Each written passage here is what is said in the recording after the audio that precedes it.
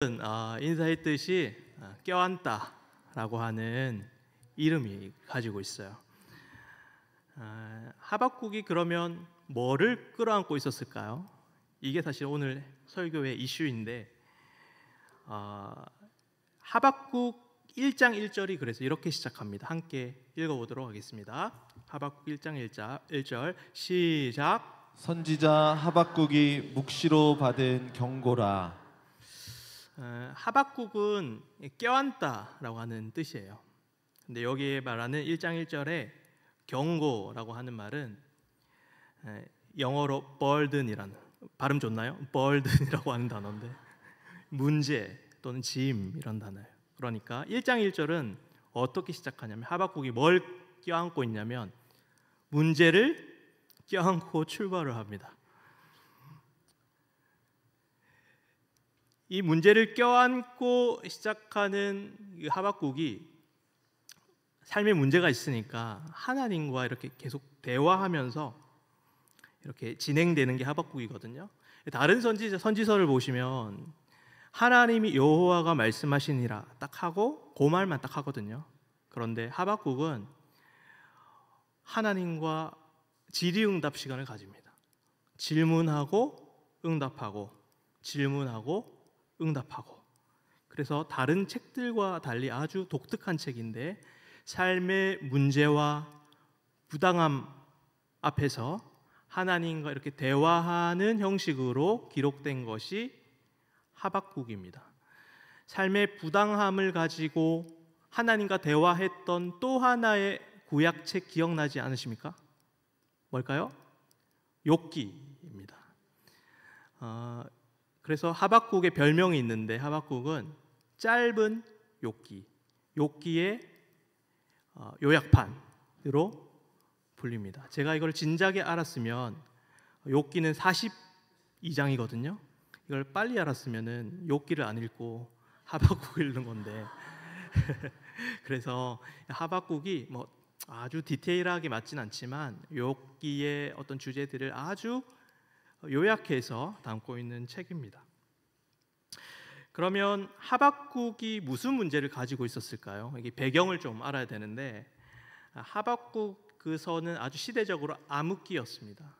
이스라엘에서 가장 그 악한 왕은 므낫세 왕이거든요. 이 므낫세 왕의 뒤를 이어서 정말 그 이스라엘의 개혁을 가져왔던 요시야 왕위에 올라서 이 성전을 재건하고 그 다음에 율법을 재건하고 신앙의 회복 운동을 하면서 이스라엘을 완전히 뒤바꿔 놓습니다. 그런데 이 요시야가 39살에 갑자기 전투에서 죽어버려요. 그리고 이 요시야의 사후에 활동했던 사람이 하박국인데 이 요시야 사후에 여호야긴, 시드기야로 이어지는 이 왕들은 다 악한 왕들이에요. 다시 우상 숭배하고 다시 율법을 떠나서 살아갔던 그 시대에 활동했던 선지자, 그러니까 유다가 멸망하기 직전에 최악의 시대를 살아갔던 선지자가 하박국입니다. 그러한 시대에서 하박국이 하나님 앞에 서는 장면이 오늘 하박국에 기록된 내용이고, 하박국은 하나님한테 아주 유명한 말을 많이 하는데 그 중 하나가 어찌하여 악인들은 형통하고 의인들은 고난을 당합니까? 하나님 언제까지 이 고난이 지속됩니까? 라는 질문으로 하나님 앞에 당돌하게 따집니다. 질문하고 따지고 그리고 하나님이 응답하고 또 하박국이 항의하고 하나님이 응답하시고 하는 형식으로 이 하박국이 기록되어 있어요. 구조를 조금 살펴보면 1장 2절에서 4절까지가 하박국이 항의하고 1장 5절에서 11절까지 하나님이 응답하고 1장 12절에서 2장 1절까지 하박국이 항의하고 2장 2절 전부터 2장 전체는 여호와의 응답으로 기록되어 있습니다. 근데 오늘은 이제 여기까지가 1장까지의 내용이고 오늘 본문은 2장이거든요. 그러니까 이 2장이 이스라엘 민족에게 해당되는 말씀이지만 사실은 나 개인, 우리의 가정, 또 우리의 교회에게도 적실하게 적용되는 하나님의 말씀이라 함께 나누고자 합니다. 오늘 이제 하박국 2장은 이게 문학적으로 굉장히 탁월해요. 그래서 2장의 처음과 2장의 끝의 구조를 보면 아주 그 문학적으로 탁월합니다. 혹시 국어 시간에 수미쌍괄이라고 들어보셨어요? 죄송합니다. 네, 수미쌍괄이라는 구조가 있대요. 저도 잘 모르는데 수미쌍괄은 처음과 끝이 같다. 가로 열고 가로 닫고 이 말이에요. 그래서 어떻게 가로를 열고 가로를 닫냐면 2장 1절을 한번 읽어보도록 하겠습니다. 2장 1절 시작. 나의 질문에 어떻게 대답하실는지 보리라 하였더니 2장 1절의 내용은 앞에 구절이 좀 안 나왔는데 성루라고 하는 장소가 등장을 해요. 2장 1절에 보면 보이시죠? 말씀 보시면서 성루라고 하는 등장하고 끝에는 20절을 한번 살펴보겠습니다. 20절 시작. 오직 여호와는 그 성전에 계시니 온 땅은 그 앞에서 잠잠할지니라 하시니라. 자, 제가 수미쌍갈이라고 그랬죠. 장소가 수미쌍갈인데 1절은 뭘로? 성루에서 시작해서 20절은 성전으로 끝나는 거예요. 성루는 뭐냐면 그 성루 아시죠? 성루는 이렇게 성벽이 있으면은 그 성벽 중에서 높게 이렇게 적진을 동태를 살필 수 있는, 그러니까 아주 전시에 중요한 역할을 하는 거죠. 그러니까 이 성루가 의미하는 게 뭐냐? 결국 하박국 자신의 상태예요. 무슨 말이냐면 많은 문제를 끌어안고 끙끙대는 그 하박국의 모습이 성루예요. 그런데 하나님 이 끙끙 앓고 있는 문제를 가지고 있는 성루에서의 하박국이 하나님의 응답을 받고 20절에는 어떻게 변해 있냐면 20절은 뭐예요? 하나님의 임재를 누리는 성전에 서 있는 것을 보게 됩니다. 그래서 하박국 2장은 성루에서 성전까지의 여정이에요. 문제로 시작했다가 뭘로 끝나냐면 하나님의 임재로 끝납니다. 문제가 임재가 되는 그 원리가 무엇이냐가 바로 하박국 2장에 잘 담겨 있는데, 그러면 문제를 껴안고 있었던 하박국이 20절에는 어떻게 되냐면 뭘 껴안을까요? 하나님을 껴안아요. 문학적으로 굉장히 탁월하죠. 문제를 껴안았던 인생이 어떻게 하면 하나님을 껴안는 인생이 될 수 있느냐에 대한 답이 바로 하박국 2장 4절에 나와 있습니다. 하박국 2장 4절 함께 읽어보도록 하겠습니다. 시작. 보라 그의 마음은 교만하여 그 속에서 정직하지 못하나 의인은 그의 믿음으로 말미암아 살리라. 성루에서 성전, 문제에서 임재로 가는 그 여정에 어떤 단어가 등장하나요? 바로 믿음입니다. 그래서 2장 4절을 우리가 두고 2장 4절이 말하는 바는 두 가지예요. 하나는 긍정형이 있고 부정형이 있는데 2장 4절에 보시면 하나는 처음에 교만함에 대한 이야기, 이거 부정형이죠. 어떻게 성루에서 성전이 되느냐? 첫째, 교만하지 않아야 한다는 것. 두 번째는 믿음으로 말미암아 살리라. 긍정형으로는 믿음. 그러니까 오늘 설교는 교만하지 않는 게 무슨 말인가, 또는 또 한 가지는 믿음이란 무엇인가를 설명해 드리고 이 말씀을 누리고자 합니다. 첫 번째로 우리에게 믿음이 필요합니다.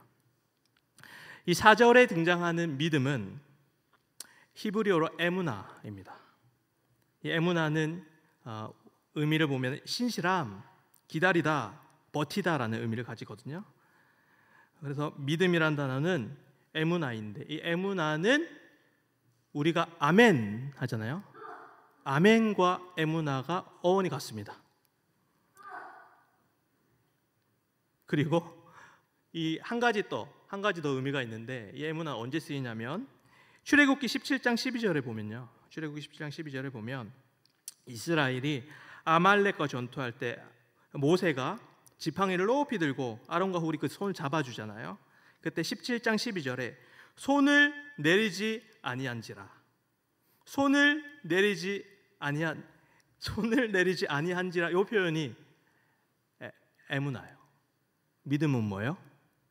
기다리고 버티는 것이다. 적어도 이 본문에서는 그 믿음이 그렇게 사용되는 거예요. 그래서 2장 1절이 이 그림을 너무너무 다 잘 담고 있거든요. 한번 더 2장 1절을 한번 살펴보도록 하겠습니다. 2장 1절 다시 한번 읽어보겠습니다. 시작. 내가 내 파수하는 곳에 서며 성루에 서리라. 그가 내게 무엇이라 말씀하실는지 기다리고 바라보며 나의 질문에 대하여 어떻게 대답하실는지 보리라 하였더니. 성루에서 기다리고 바라보라. 이게 믿음입니다. 기다리고 바라보라. 기다림은 버티고 바라보라. 어디에서? 성루에서요. 성루는 하늘에 가까이 있습니다. 다른 성들과 달리 하늘과 가까이 있어서 하늘과 가깝다라는 의미에서 상징적으로 성루를 사용하는데, 이 말은 이 하늘과 가까이에서 문제를 다뤄라. 풀어서 설명하면 우리의 삶의 문제는 땅이 아니라 하늘과 관련이 있다라는 의미입니다. 이걸 좀 적용하자면 우리들의 개인과 가정과 교회에는 수많은 문제들이 있습니다. 혹시 문제가 없으신 분들 계신가요? 문제가 없으신 분들은 그게 문제입니다. 모든 사람들에게는 문제가 있습니다. 그런데 오늘 이 원리는 뭘 얘기하는 거냐면, 개인의 문제, 직장의 문제, 가정의 문제, 교회의 문제 가운데 문제를 문제로 직면하지 말란 얘기예요.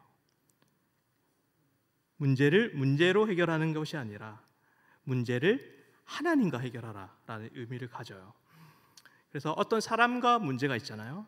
그러면 우리는 보통 그 사람과 문제를 해결하려고 하지만, 오늘 이 믿음의 원리는 뭐냐면 이 문제를 하나님 앞에 가져가라라는 이야기입니다. 이 예가 가장 잘 드러나는 스토리가 뭐냐면 야곱의 이야기예요. 야곱이 누구와 문제를 겪습니까? 형 에서와 문제를 겪는데, 야곱이 누구와 이 문제를 해결합니까? 에서와 해결하지 않고 하나님과 해결합니다. 이게 바로 신앙의 원리, 믿음의 원리라는 사실입니다. 여기 계신 성도님들은 이 문제를 어떻게 대면하고 계십니까? 그 문제를 해결하려고 사람과 그 문제를 해결하거나 상황과 환경을 붙들면서 씨름하는 것은 신앙의 원리가 아닙니다. 모든 문제는 하나님과 연관되어 있습니다. 그래서 그 문제를 하나님 앞에 가져가십시오. 그때 성루가 성전이 된다는 의미입니다. 문제가 임재를 경험하는 통로가 된다는 사실입니다. 이 성루에서 성전으로 가는, 문제가 임재로 가는 이 통로 속에서 이 신앙의 원리가 있는 것 같아요. 처음에는 문제가 딱 우리에게 주어질 때 보통 우리는 그 문제를 앞에 두고 남 탓을 하기 시작합니다. 이거는 저 권사님 문제야. 저 권사님만 없었으면 다 잘 됐을 텐데, 저 집사님이 문제야 라고 하면서 그 문제 앞에 누구를 탓합니까? 남 탓을 합니다.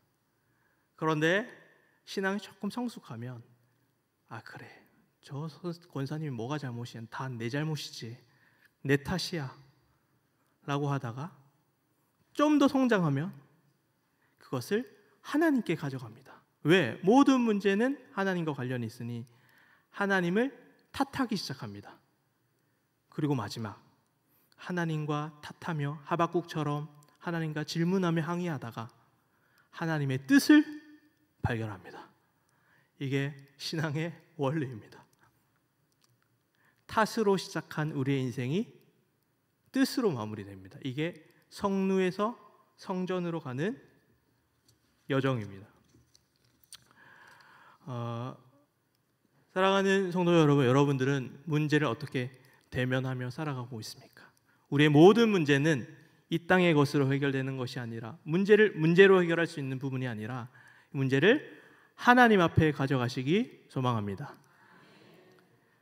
포스베리라고 하는 그 높이뛰기 선수가 있어요. 그래서 제가 사진을 하나 준비했는데 이 사람이 포스베리는 아닌데요. 이 사람이 1883년도에 미국 올림픽 명예전당에 오르는 아주 유명한 선수입니다. 근데 이 선수가 왜 유명하냐면 그동안의 장애물을 넘을 때 어떻게 선수들이 넘었냐면 땅을 보고 넘었어요. 땅을 보고 넘었는데 이 포스베리가 등장을 해가지고 갑자기 하늘을 보고 넘기 시작했어요. 그래가지고 이 점프 이름이 배면뛰기인데 영어로는 포스베리 플롭이에요. 하늘을 보며 이 장애물을 건넌다 이 말이에요. 우리 앞에 놓여진 문제가 있습니다. 근데 우리는 이 문제를 이 땅의 것으로 해결하려고 하는데 우리에게도 뭐가 필요하냐면 포스베리 플로우 필요합니다. 하늘을 바라보고 문제를 상대하라. 여러분, 우리에게 일어난 모든 문제는 옆에 있는 집사님이 해결해 주지 않고 우리가 상황과 환경과 우리의 능력으로 해결하는 것이 아니라 하늘로 그 문제를 가져갈 때에 우리가 성루에서 성전을 경험하게 됩니다. 그 문제를 통해서 임재를 경험하게 됩니다. 우리 모두가 그 하나님의 임재를 경험하는 성전이 되기를 소망합니다. 둘째로 첫 번째 믿음의 의미는 기다리며 바라보라.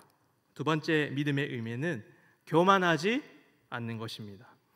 교만함의 반대말은 겸손함이 아니라 이 말씀 구절을 보면 믿음으로 표현하고 있습니다. 그래서 2장 4절을 두고 1절에서 3절까지는 믿음이란 무엇인가에 대한 설명을 하면 5절부터는 교만함이 어떻게 나타나느냐를 얘기를 하고 있습니다. 그래서 5절부터 17절까지는 인간의 교만함의 역사입니다. 요약하자면 5절부터 17절까지는 탐욕으로 사람을 착취하고 부정부패로 부당한 이익을 얻고 힘없는 사람들을 괴롭히고 조롱하고 폭력을 행하여 피를 흘려 성을 빼앗고 성적으로 성폭행하는 모든 죄를 포함합니다. 이 5절부터 17절까지는 이 인간의 교만함의 모든 것을 다 담습니다. 여러분, 교만함이 무엇이냐면 교만함은 자아가 커지는 겁니다. 자아가 팽창하는 거라. 내 자아가 커지면 커질수록 상대방이 작게 느껴집니다. 그럼 어떻게 하느냐? 상대방을 이용합니다. 그래서 교만함이 5절부터 17절까지의 내용은 인간이 교만할 때 어떤 일이 일어나느냐? 사람들을 이용하기 시작하더라. 사람들을 이용하기 시작하더라. 혹시 성도님들은 사람들을 대할 때 사랑으로 대하십니까? 아니면 이용의 대상으로 대하십니까? 그 독일의 유대인 철학자 중에 마틴 부버라고 하는 사람이 있는데 이 사람이 쓴 책 중에 Ich und du라는 그러니까 나와 너라고 하는 책이 있어요. 이 말은 뭐냐면 이 마틴 부버가 유대인이고 신앙을 가진 사람들이기 때문에 원래 하나님을 믿는 세상에서는 서로를 하나님의 형상으로 인격적으로 서로 존중하며 지냈는데 신이 사라져버린 현대에는 사람을 인격적으로 대하는 것이 아니라 힘이 생기면 사람을 도구화시켜버린다. 너와 이렇게 인격적으로 대하는 것이 아니라 너를 그것으로 대합니다. 그러니까 제가 앞에 계신 박진우 목사님을 그것으로 대하면 이렇게 표현될 수 있을 것 같아요. 저것 좀 치워줘. 그러니까 사람을 인격적으로는 대상이 아니라 사물로 대하면 이게 그렇게 사람을 이용의 대상으로 삼는 겁니다. 그게 바로 교만할 때 일어나는 일입니다. 혹시 성도 여러분은 내가 힘이 생기고 내가 남들보다 더 뛰어난다고 생각이 드는 순간 혹시 옆에 있는 성도님들을, 옆에 있는 친구들을 이용하지는 않으십니까? 그게 언제 일어나는 일이냐면 믿음이 없는 삶, 교만한 삶의 특징입니다. 혹시 주변에 그렇게 사람들을 이용하는 사람들이 있나요? 떠오르는 사람이 있다면 우리의 자아가 팽창했다는 이야기입니다. 이 말씀은 남에게 적용하는 것이 아니라 우리 자신에게 적용해야 되는 말씀입니다. 여러분, 주변 성도들을 인격적으로 사랑으로 대해 주십시오. 그게 믿음을 가진 사람들의 특징입니다. 둘째로 더 심각한 문제는 바로 18절에서 19절입니다. 18절, 19절은 우상에 대한 이야기가 나오는데요. 바로 사람을 이용하는 게 아니라 누구를 이용하냐면 하나님을 이용하기 시작합니다. 사랑의 대상이신 하나님을 바로 이용의 대상으로 삼는 것입니다. 어거스틴이라고 하는 사람이 그 사람의 사상 중에 아주 유명한 사랑, 바로 사랑의 대상과 사용의 대상을 구분하는 것입니다. 그래서 사랑을 뿌루이라고 표현하고 사용을 우띠라고 표현하는데요. 사랑은 뭐냐면 궁극적인 사랑의 대상을 말하는 거예요. 오직 하나님만을 둘 수 있는 자리를 바로 뿌루이, 사랑이라고 부르고요. 우띠는 하나님을 사랑하기 위해 사용되는 것들. 예를 들자면 하나님이 뿌루이, 사랑의 대상이고 돈이 그 밑에 있으면 그 돈은 하나님을 사랑하기 위해 사용의 대상이 되는 겁니다. 그래서 그 밑에 하나님이 있고 그 밑에 무엇이 있든지 다 괜찮다라는 거예요. 그런데 우상 숭배는 뭐냐면 하나님이 있어야 할 뿌루이, 사랑의 영역에 바로 돈이 있고 자기 자신을 두는 것을 우상 숭배라고, 순서가 바뀌면 바로 우상 숭배라는 사실입니다. 여러분, 사랑해야 할 하나님을 사용하면 안 됩니다. 그리고 사용해야 될 이 세상의 것들을 사랑하면 안 됩니다. 그런데 우리는 끊임없이 사랑해야 할 대상을 사용하고 사용해야 할 대상을 사랑하는 것이 인간 교만함의 특징이라는 사실입니다. 자, 우리의 교만함은 무엇입니까? 우리 교만함은 자아가 계속해서 커지는 겁니다. 자아가 커지면 어떤 일이 일어납니까? 사랑의 대상인 사람들을 이용하기 시작합니다. 그리고 우리의 사랑의 대상인 하나님을 사용하기 시작합니다.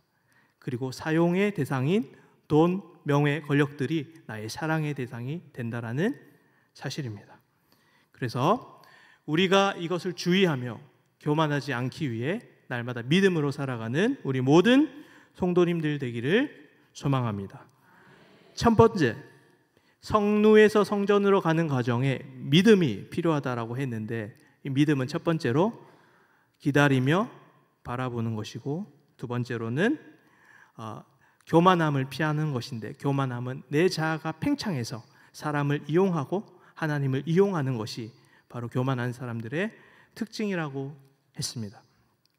우리가 이 말씀을 붙들고 날마다 문제가 아니라 하나님을 바라보고 싶은데 그리고 교만하지 않고 사람들을 이용하지 않고 사람들을 섬기며 사랑해야 하는데 우리는 늘 실패합니다. 그러므로 우리는 우리 자신의 힘이 아닌 예수 그리스도의 복음을 의지해야 합니다. 이 원리를 가지고 예수 그리스도가 십자가에서 사셨습니다. 첫째로 십자가 사건을 바라보면 십자가 사건에서 예수님은 첫 번째가 문제가 아니라 하나님을 바라보는 것이라고 했는데 예수님은 십자가에 매달려 자신이 십자가에 매달린 원인은 빌라도나 군중들이나 사람들에게 있는데 그 문제를 사람들과 대화하며 해결하려고 하지 않으셨습니다. 그 문제를 하나님 앞에 가져가셨습니다. 그리고 하나님과 대화하며 그 문제를 다루게 되었습니다. 엘리 엘리 라마 사막다니 나의 하나님 어찌하여 나를 버리셨나이까 저들의 죄를 용서하여 주옵소서 고백하며 자신의 문제를 사람들과 해결하지 않으시고 이 땅의 것으로 해결하지 않으시고 하나님 앞에 나아가셨습니다. 그런 의미에서 예수 그리스도는 우리의 좋은 모델이 되어 주십니다. 둘째로 예수 그리스도는 십자가에서 우리를 이용하고 하나님을 이용하는 것이 아니라 우리를 너무 사랑하셔서 하나님을 너무 사랑하셔서 십자가에서 죽으셨습니다. 교만함은 무엇입니까? 자아가 커지는 거죠. 그런데 예수 그리스도는 십자가에서 자기를 죽이셨습니다. 자기 죽음을 경험하였다라는 사실입니다. 한 알의 밀알이 되어 썩어지셨습니다. 그래서 결론은 이것입니다. 우리의 삶에 문제가 있을 때 우리가 해야 할 일은 예수 그리스도의 십자가를 바라보고 그리스도의 복음을 바라보는 일입니다. 그러므로 우리의 삶의 문제 앞에서 날마다 복음을 껴안는 인생을 살아가야 합니다. 하박국 2장 2절에 이렇게 말씀하고 있습니다. 함께 읽어보겠습니다. 시작. 여호와께서 내게 대답하여 이르시되 너는 이 묵시를 기록하여 판에 명백히 새기되 달려가면서도 읽을 수 있게 하라. 2장 2절에 보면은 계속해서 하나님의 말씀을 우리에게 새기라고 말씀하셨습니다. 그래서 이 말씀을 우리가 날마다 삶에 새기는 것이 중요한데 저는 이 말씀의 요약본이 예수 그리스도를 새기라고 말씀드리고 싶습니다. 이게 문제를 해결하는 비법입니다. 우리가 문제가 있을 때 문제를 주목하는 것이 아니라 문제를 일으킨 대상을 바라보는 것이 아니라 그리스도를 바라보는 것, 그것이 성루에서 성전으로 가는, 문제에서 임재로 가는 여정이라는 사실입니다. 우리의 언어를 점검해 봅시다. 우리가 교회 안에서 사람들을 만날 때 다락방에서 어떤 언어를 사용하고 있습니까? 그 문제에 대해서 계속 문제에 대해서만 얘기한다면 그 문제는 문제로 남을 수밖에 없습니다.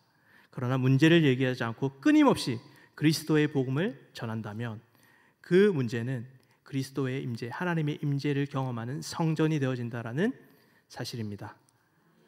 우리 개인이 하나님의 성전이 되기를 소망합니다.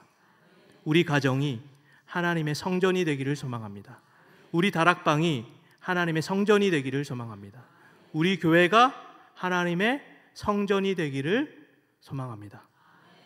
우리가 끊임없이 문제에 대해 말하는 것이 아니라 문제에 집중하는 것이 아니라 그리스도의 복음을 선포할 때 바로 우리는 그 하나님의 성전이 되는 것이고 성전에서 하나님의 임재를 경험한다라는 사실입니다. 그러므로 여러분 문제를 말하지 마시고 그리스도를 말하십시오. 사람들을 드러내지 마시고 예수 그리스도를 드러내십시오. 문제를 껴안지 마시고 십자가를 껴안으십시오. 복음을 껴안으십시오. 그게 하나님이 기뻐하신 일이고 우리가 성루에서 성전이 되는 길입니다.